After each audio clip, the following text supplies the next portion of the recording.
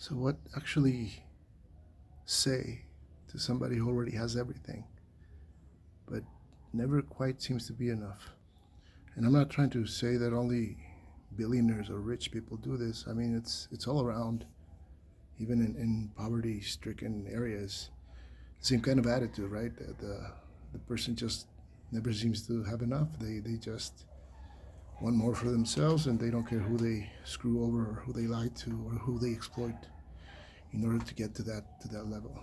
And for what? I mean, it's never going to be enough anyway. And so they call themselves any kind of religious denomination and expect people to be sympathetic to them because of it. And it works. I mean, they've used religion for war and for lying and for cheating and for exploiting people. And that has always been the case. So I'm not sure why we're doubting the intent or the intentions of those who seem to not have a fulfillment in their lives. And I don't want to sound pretentious or judgy. I just notice these things, and one of the things that I've noticed, it's a common denominator for them, is that their parents either didn't love them or didn't even want to have them, or they didn't even want to be married to each other. So something that is common in these circles of right leaning thought and conservative leaning thought and yeah, they're just circles where lying and cheating and shady business deals and being uh, treacherous fuck. Is it treacherous when you betray people? And that's what their nature is, and that's what they believe that reality is. And unfortunately, there's nothing we can say to let them know that love exists and that happiness exists, and that we need to strive for that on our personal lives to avoid us going to war over stupid shit or unchecked egos, desires. I'm trying to keep it simple. I'm trying to not over complicate things, but it's really about that, about keeping it simple, about seeing the real intent of the person who's actually uh, telling you who they are. But through their actions, you're able to actually see who they are, and you see that their religiousness is not but merely a tool to try to control and manipulate people. And institutionalized religion has not been deprived of that, or hasn't been uh, adequately removed from that kind of mindset. It's inherently already a part of it. It's simply people who have no remorse or no concern for others, just their own selfish and idiotic stubbornness. And they say that they are religious just because of that, because they know that people like religious people, that people think that religious people are not able to lie. But a religion, again, has been used for a long time, and lying has been one of the main courses of action for the people who use religion to control masses and shape public thought. And it all boils down to just being a selfish, unloved, insecure, scared child that doesn't know that he's going to die and that he should invest his time in living a life instead of just hoarding like a mentally ill person does. Because as I mentioned before, I mean, hoarding is of anything. Jars of pee, jars of poop, newspapers, magazines, toys, money. Hoarding is hoarding, and if you're doing it, we need to help you, and I understand that, but we should not be letting you control our resources and try to administer our our taxes to the will or to the whim or of some kind of entity that thinks that they're chosen forever and only God benefits them and nothing else, right? So right now we're in a tough spot because of idiotic people trying to take over things that doesn't belong to them, being shitty to people who actually helped them out when they were in their worst fucking moment, almost 100 years ago. And it's sad to see that those people call themselves a religious name just to justify their shitty actions and their idiotic wishes of control and power and taking over other people's land. And they call themselves the children of God, the chosen ones, the ones that have been mistreated their whole lives. And so they deserve everything they want, right? Not they don't supposed to be equally a human, equal to anybody else. They're above the rest of us who are actually wrong, or according to them, actually wrong because of our religion ideology doesn't match up. Even though all the prophets of every single fucking religion has said to love yourself, to love one another, and to be a community, every single one of them has told you that's the way to go. You use a word like Jew to attach yourself to a people's claim of land, even though your only interest is domination, not actually a religious intent or any kind of religious effort whatsoever. Because religion is about reconnecting with your creation, and your creation is the universe, exploring stars and planetary crashes and magma and volcanoes and dust and atoms converging and making other things that how is it possible? And I understand your leniency to think that of God as a possibility, but I mean, you don't even have to use God as a pretext when it comes to reality, because science is basically telling you what it's all about. And most of the truths of the human experience are on those religious texts, but we tend to make them some kind of magical being or some kind of magical entity that deserves no questioning or no doubt. But although the truth is there, and every single religion is correct in the assertion that they have the truth within themselves, they are not actually using it correctly, because they let unchecked ego just control their actions and their decisions and their racism and their elitism and their social experiments that they wish to do to be able to keep control. And it's sad to think that right now people in charge are actually stating things like the rapture as a pretext for the war, and it's Christians and Jews apparently, but no, it's not Christians and Jews. Christians and Jews just want to live their life. They just want to do good by their own families and be thoughtful of their experience as well. The greedy, unchecked egos that call themselves religious, the ones that call themselves Jews, but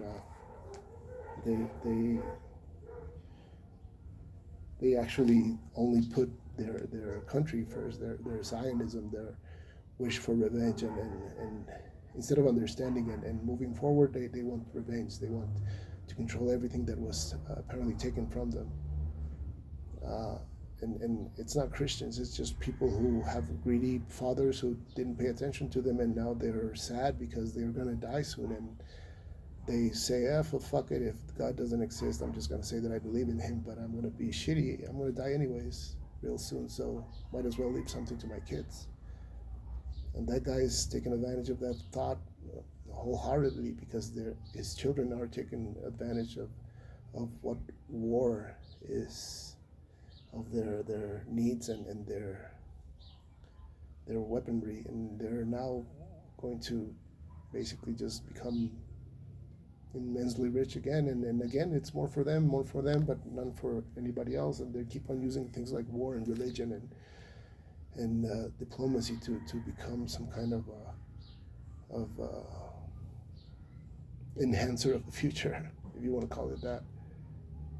They will make anything that's possible for them to be able to gather enough money to build their bunkers and to hide out the eventual disaster that they're going to cause, because they are the problem. They are the cause of every single fucking problem there is. It's people who think that they are the only ones deserving of anything. They're them and their friends. And every single social problem that we can think of, it's right there.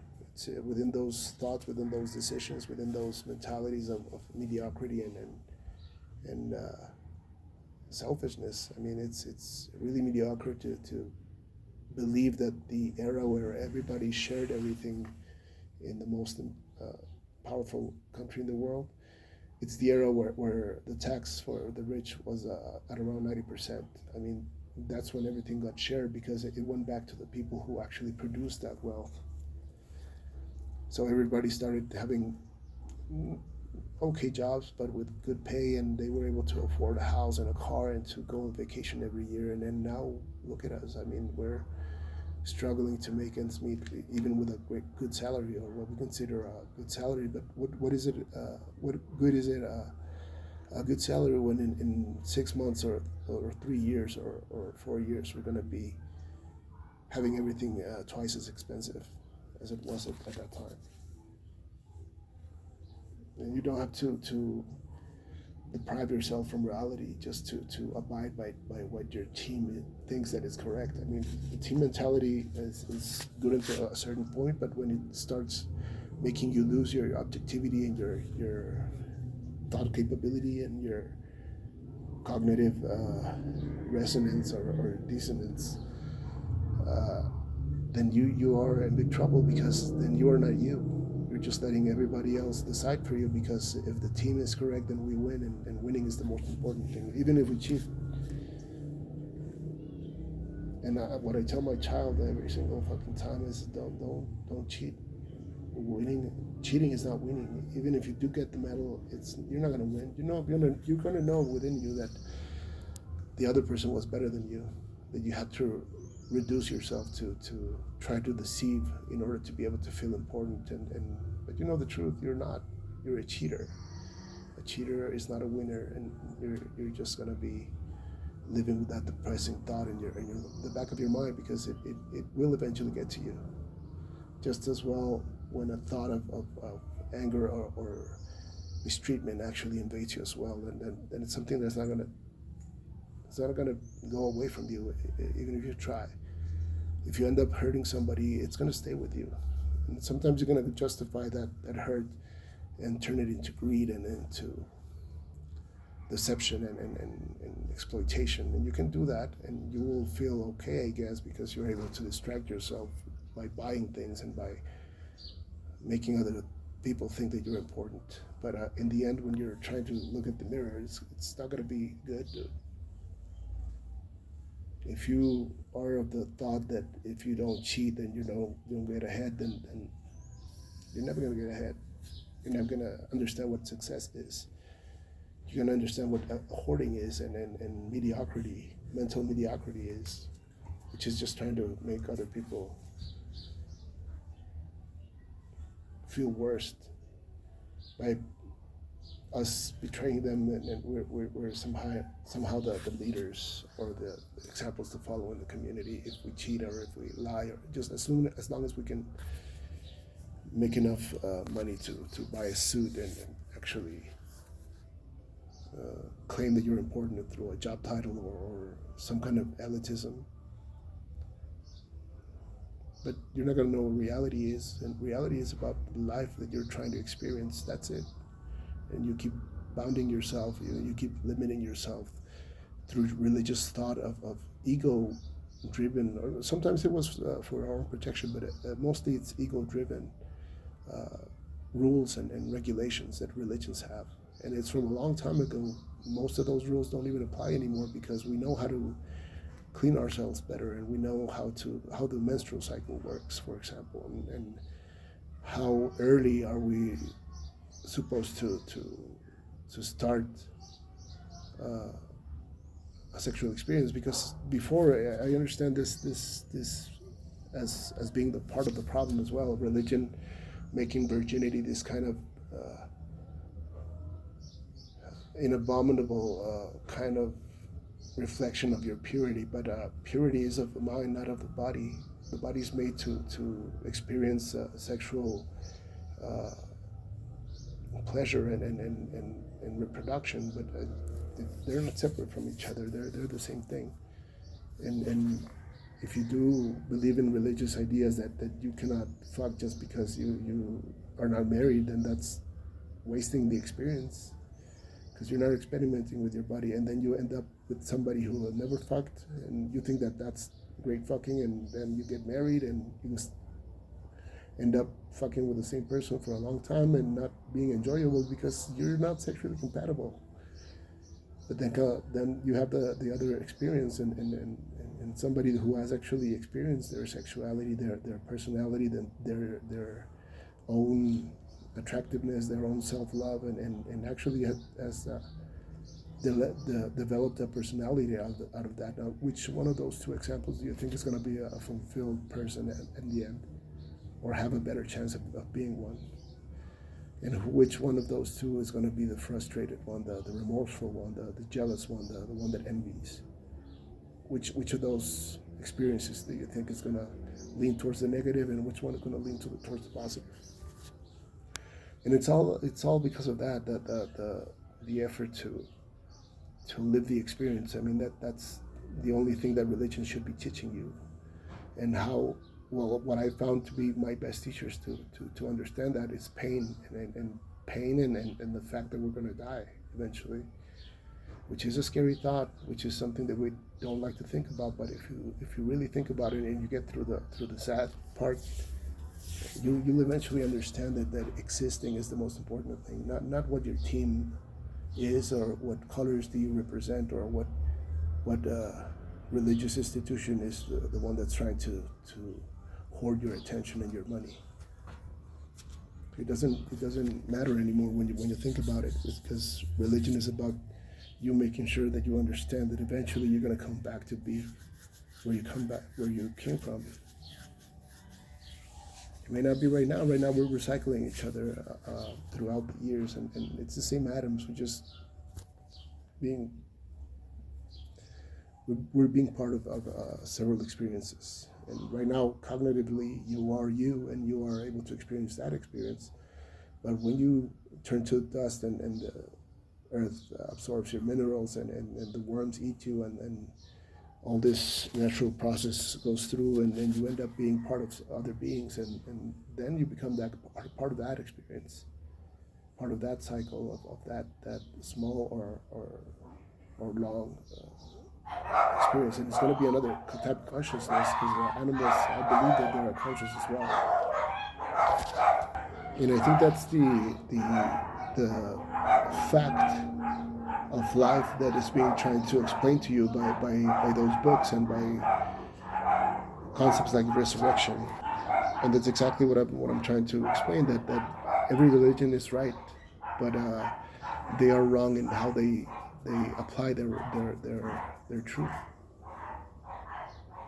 And that's, I guess, the main point of this video is to understand that in that concept, or in that arena of a person who has everything but cannot be satisfied. What do you tell that person to make them understand that their experience is what's important, and them accumulating and hoarding so much wealth without properly compensating the creators of such wealth? Then they're creating horrible problems all around. That they are the main reason for people living in poverty and in despair and uneducation and regret, because of not being able to afford to live a relaxed life, going to work, cooperating with society that way, having enough time for them to develop their own personalities, their own interests, their own love, and actually enjoy the company of others as well. I mean, and to have a good fucking night's rest, and to be able to eat healthy and good every day. And I don't think that's much to ask of those people, but just to think of that part of how they affect other people when they start accumulating and being dicks to other people who don't look like them, or their stupid, silly thought of trying to be special, or trying to be the most important people in the world just because their skin sucks at processing the sun's rays. And it really is boiled down to that. It's really simple. If they think that they are better because they don't have melanin. That's it. It's not because they're pure. It's because they where they developed over the years, over the millennia. There wasn't enough sun. There was clouds and a lot of snow, and they became white. They didn't need the melanin anymore, and that's what they choose to think that makes them better. And another thing that religion fails is in explaining to us that every single fucking one of us is the same. Nobody's special, more special than somebody else, and no religion is less important than the other. And but that they should do their job. They should be enhancing people's lives, not controlling them. Because by controlling them with silly thought and silly repetition and silly rules that don't apply to anybody, then what they're doing is limiting everybody's experience. So everybody thinks that the life that they were given is not actually worth living, or that it's a cross to bear, or it's unbearable in some cases. And it can be. I mean, pain and suffering is a real thing, and it's not attached to those hoarding types, but it is something that we need to make sure that we understand. No, all the religions are exactly the same. They're telling you that they're prophets. Every single prophet is telling you the same thing. Love yourself, love others, be a community. Because we never know if a comet that we haven't identified crashes into us all of a sudden, or if there's a sudden shift in the polarity of the Earth, and which makes us vulnerable for a while, and probably a solar flare happens at the same time, and everything goes to shit, or a super volcano explodes, or I'm not sure what could happen, but the fact is that we are vulnerable to those kind of things, and we don't need to do anything except to try to survive and to learn what our skills are and to live our life, and that's it. And all of the hoarders' intentions, apparently, of success and of having enough and being able to inherit to their offspring, all those what they call positives are the cause of all the problems that we as a society face every day. So again, what to say to those kind of people who don't see the that their selfishness and their obliviousness to other people's realities, and their exploitation, and their sadness because of not having enough time for themselves and not having enough money to be able to live a good life and to be tranquil and at ease. How they affect that kind of experience and make it a horrible one, and one of suffering and hassling and being Sisyphus, because the fucking ball never actually gets to the top. It just keeps on rolling down every single fucking time because there's not enough money apparently, but over 90% of the wealth is situated on about 1% of the people. So what do you mean there's no money? We generate that money, so why are you keeping all of it? And this is not about any ism. It's not about communism or socialism or anything. It's about being humans and actually understanding that we are one self. We are one organism, and we depend on other creatures as well to be able to be that entity. Because now that we need to take care of everything, we just need to take care of ourselves and make sure that we don't damage anything else while we do it. Because that's the way to go. That's the way that we focus. That's the way that we keep our brains healthy enough to be able to develop the ideas that we need to move forward. Not wasting money and resources and intentions and lives on stupid, idiotic wars that have nothing of benefit except for the couple of people who produce the resources and the guns that will eventually be the cause for the conflict. Because I mean, everything is the same. Every single prophet is the same, but people who are greedy make up stories and make up ego trips to be able to manipulate us into war, into hating each other. When we're really not that different.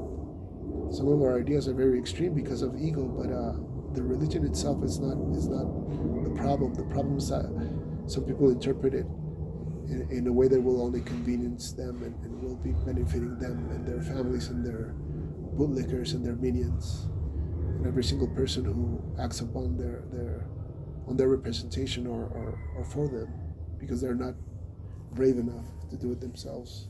They don't even clean their own houses, so how can we expect them to understand what normal life is?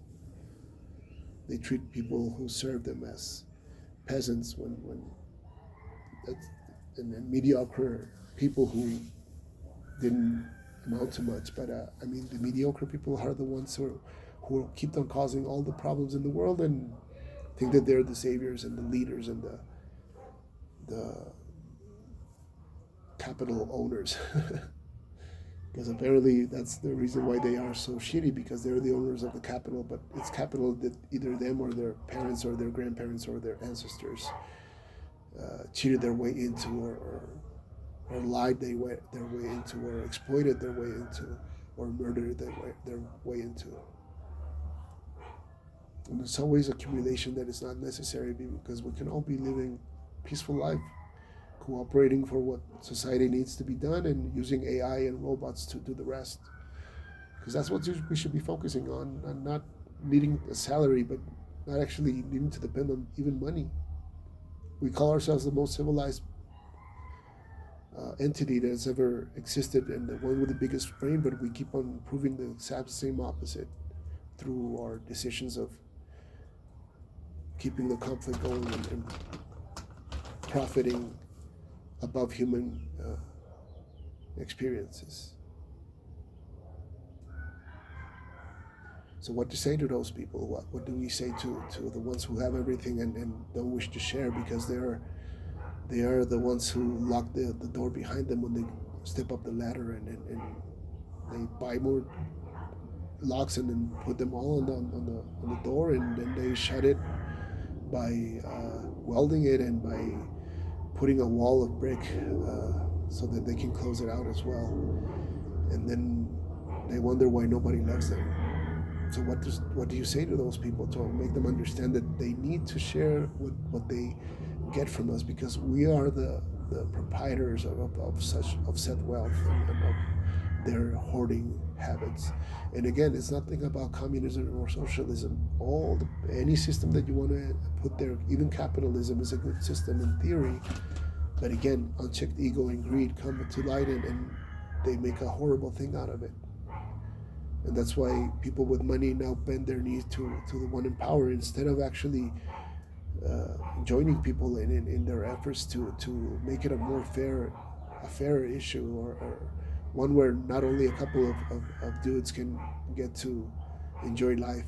And they don't even enjoy it, because their lack of self-awareness and consciousness usually makes them do horrible things to other people, even in the non-business or non-political aspect of life, which is what they consider pleasure. They travel to take pictures. That's the only thing that they do. They cheat on their wives. They throw their friends under the bus. They pull away from their friends, their actual friends, and choose a life of convenience and bootlicking instead. Because I'm not sure how much love. I'm not sure how much they know what love is. Sorry. Because they never experienced it. They never had the attention. They never got the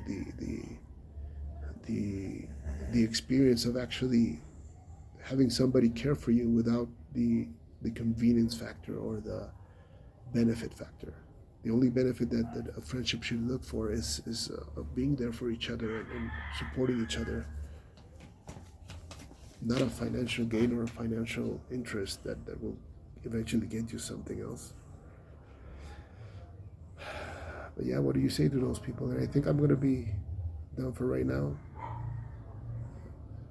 The point is that the final point that I was trying to make is that it's not about the ism. It's not about capitalism or socialism or communism. It's about us finding a way to cooperate so that we can make it as a better society. Because fighting each other and thinking that our religion or our team is the one in the right every single time, then it's making us lose touch or lose connection with each other. And we should be about communicating right now with the internet and all the apps that allow us to do so. We should be thinking about communicating to cooperate and to stop letting things like poverty or devaluation or inflation keep on limiting experiences that could help us a lot.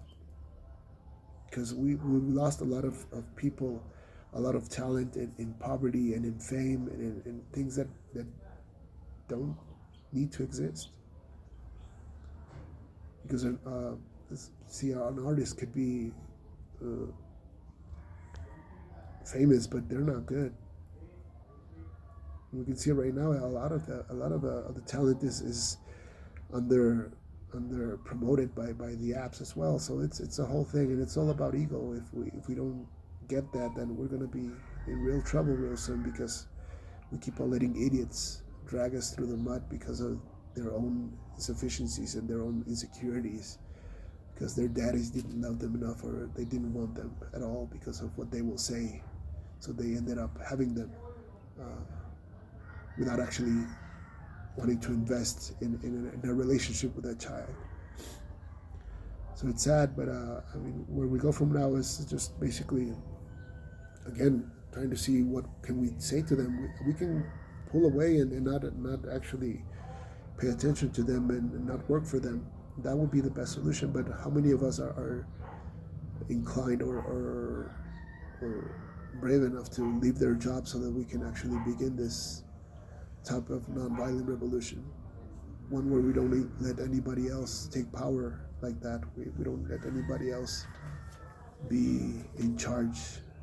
A president should be, and its cabinet should be about administrating, not about controlling or having power. It's silly that we think of them as powerful, but they are only our servants. They are civil servants. That's it. And corporations is the same. If they start poisoning us with things like high fructose corn syrup, that thing. If we stop buying those products, they're going to change the formula. We just need to make them accountable and make them understand that they cannot play with our lives and they cannot play with our time and they cannot exploit us anymore. It's not about the gains. Religion is not about the convenience or the profit. Religion is about the experience. Just read your book, read other people's books, and you'll understand that. They're telling you the same thing. We just need to make sure that we understand that before it's too late, and hopefully we can do that soon because we have the capability. We do have the biggest brain ever, so let's showcase it.